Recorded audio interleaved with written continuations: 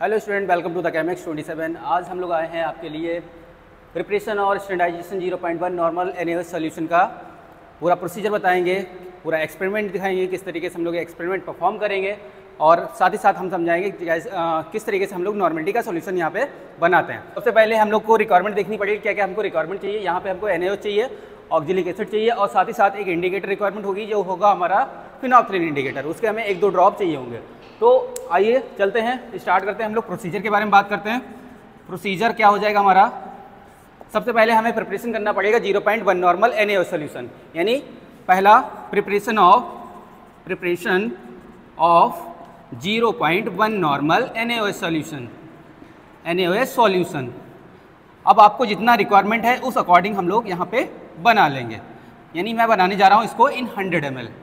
तो उसके लिए हमें बनाने के लिए सबसे पहले फार्मूला पता होना चाहिए किसका, नॉर्मलिटी का। नॉर्मलिटी का फार्मूला होता है N = weight into 1000 upon EB, यानी इक्विवेलेंट वेट एंड वॉल्यूम।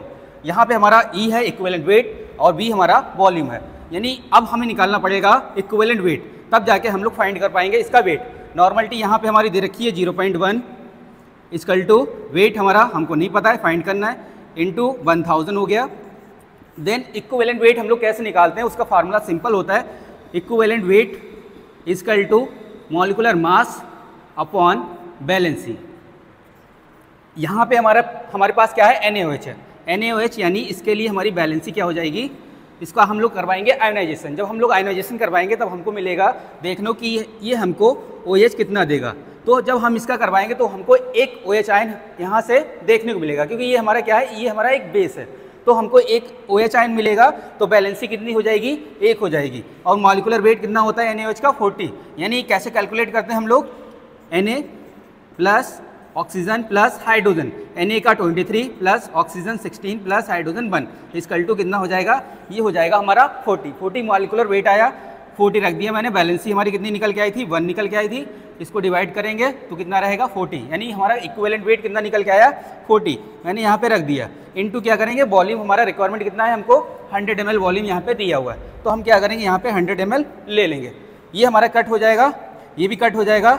उसके बाद ये हमारा निकल के आएगा, इसको हम क्या करेंगे, इधर कर देंगे। वेट = 0.1 × 4, ये पॉइंट यहाँ से हटेगा और यहाँ पे लग जाएगा, यानी हमको 0.4 ग्राम रिक्वायरमेंट होगी NaOH सॉल्यूशन बनाने के लिए, किसमें, 100 ml में। तो हमारा सॉल्यूशन बनेगा 0.1 नॉर्मल का। Is that clear? ओके, आगे चलते हैं हम लोग। अब प्रिपरेशन करेंगे हम लोग सेकेंड, जो हमारा ऑक्जेलिक एसिड है। फार्मूला हमारा सेम एज रहेगा, बस हमें क्या करना है, यहाँ पे प्रिपरेशन करना है, preparation 0.1 normal oxalic acid solution. इसको कैसे बनाएंगे हम लोग, इसको बनाने के लिए फार्मूला तो हमारे पास यही है, इसको भी हमें रिक्वायरमेंट है 100 ml की, तो 100 ml में ही इसको बनाएंगे। तो नॉर्मलिटी इसकी कितनी दी है, यहाँ पे 0.1 नॉर्मल है। वेट हमारे पास हमको नहीं पता है, फाइंड करना है, इंटू 1000 रख देंगे हम लोग, अपॉन इक्विवेलेंट वेट, यानी जो हम लोग क्या करेंगे, इसका इक्विवेलेंट वेट निकालने के लिए फार्मूला क्या है, molecular mass upon valency. Molecular mass हमारे पास, जैसे मैंने NaOH का निकाला था 40 आया था, वैसे हमें निकालना है यहाँ पे जो हमारा ऑक्जेलिक एसिड है। फार्मूला क्या होता है, C2H2O4 × 2H2O।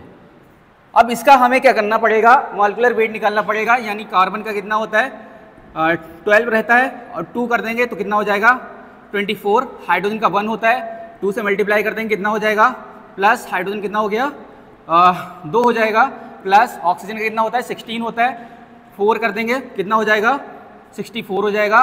फिर उसके बाद इंटू क्या करेंगे हम लोग, प्लस 2 × 2, यानी हाइड्रोजन हमारे पास 4 हाइड्रोजन और हैं, तो हमारे कितना हो जाएगा, 2 और 2 4, यहाँ पे ये हाइड्रोजन के लिए हो जाएगा, प्लस ऑक्सीजन कितने हमारे पास, 2, यानी ये कितना हो जाएगा, 32। यानी टोटल अगर काउंट करेंगे तो हमारा बनेगा जाके 126, यानी 126 मॉलिक्यूलर वेट आएगा किसका, ऑक्जेलिक एसिड का।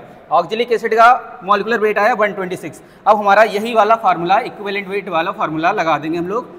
इसके लिए बैलेंसी निकालेंगे तो ये हमको कितने H+ आयन देगा, 2 H+ आयन डोनेट करेगा। बैलेंसी एसिड के केस में क्या हो जाएगी, यानी जितने वो H+ डोनेट करेगा वही हो जाएगी उसकी वैलेंसी, तो 2 वैलेंसी हो जाएगी। अब क्या करेंगे, ये फार्मूला लगा देंगे, यानी 126 मॉलिक्यूलर वेट अपॉन वैलेंसी यानी कि 2, इसको डिवाइड करेंगे, कितना बनेगा 63 हमारा क्या है इक्विवेलेंट वेट, मैंने यहाँ पे रख देना है। और वॉल्यूम हमारी कितनी है 100 ml, ये रख दी मैंने। कट करेंगे इसको, ये कट जाएगा, उसके बाद ये हटाएंगे, ये पॉइंट आ जाएगा, इसको इधर ले आएंगे। वेट इक्वल टू 0.1 इंटू 6.3, अब ये वाला हटाएंगे तो पॉइंट हमारा यहाँ पे आ जाएगा 0.63 ग्राम हमको रिक्वायरमेंट होगी किसकी, ऑक्जेलिक एसिड की। यानी 0.63 ग्राम ऑक्जेलिक एसिड हम अगर डिजोल्व करते हैं किसमें 100 ml ऑफ वॉल्यूम सॉल्वेंट में, तो हमारा 0.1 नॉर्मल का सॉल्यूशन तैयार हो जाएगा। कुल मिला के हमारे दोनों सॉल्यूशन तैयार हो गए। अब इसके बाद प्रोसीजर आएगा हमारा स्टैंडर्डाइजेशन के लिए।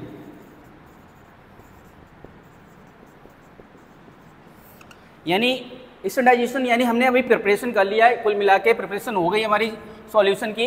अब हमें चेक करना है कि 0.1 नॉर्मल NaOH की कंसंट्रेशन एक्चुअल में कितनी बनी है, क्या 0.1 नॉर्मल बनी है कि नहीं बनी है। उसी का स्टैंडर्डाइजेशन करवाने के लिए हम लोग प्राइमरी स्टैंडर्ड ऑक्जेलिक एसिड का यहाँ पे यूज़ कर रहे हैं।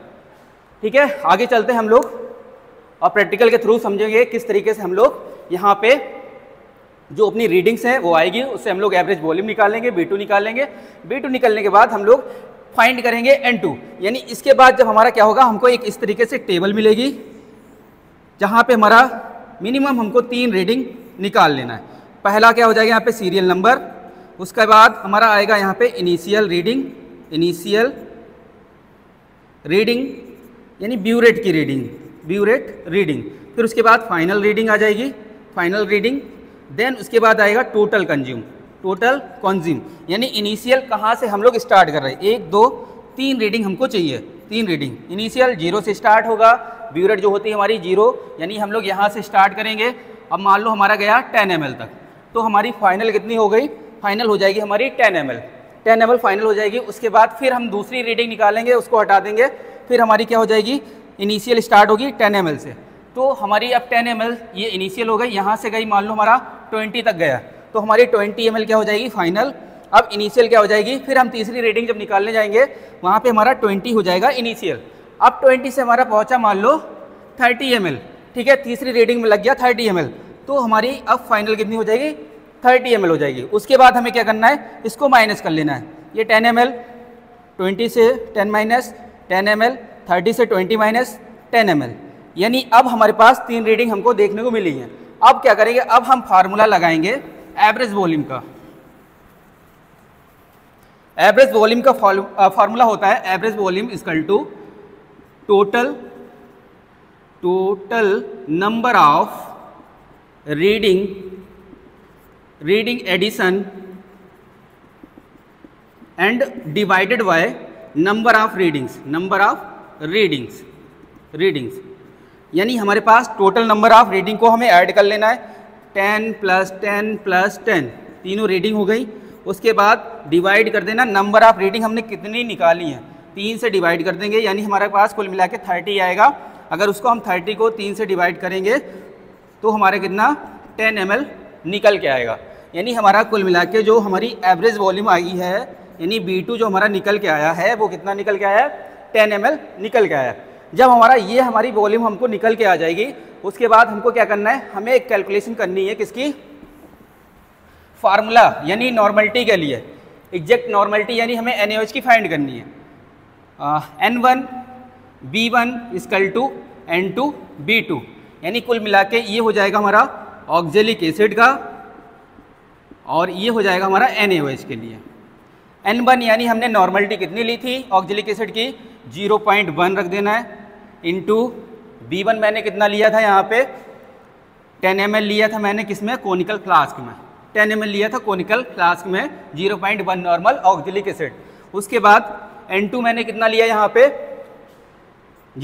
N2 तो हमें फाइंड करना है, N2 एग्जैक्ट फाइंड करना है कितना हमारा कंसंट्रेशन बना है NaOH का। B2 हमारा एवरेज वॉल्यूम, यानी अभी 10 ml हमने जो निकाली थी एवरेज वॉल्यूम।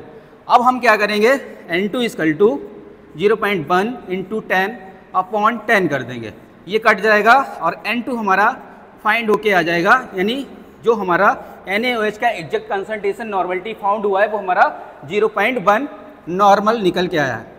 ठीक है, अब हम इसको आपको प्रैक्टिकल के थ्रू समझाएंगे, सॉल्यूशन बनाएंगे सबसे पहले, उसके बाद पूरा हम लोग टाइट्रेशन करके आपको दिखाएंगे। प्रैक्टिकल वाला पोर्शन आपको सेकेंड पार्ट में देखने को मिलेगा। तब तक के लिए thank you very much. Subscribe.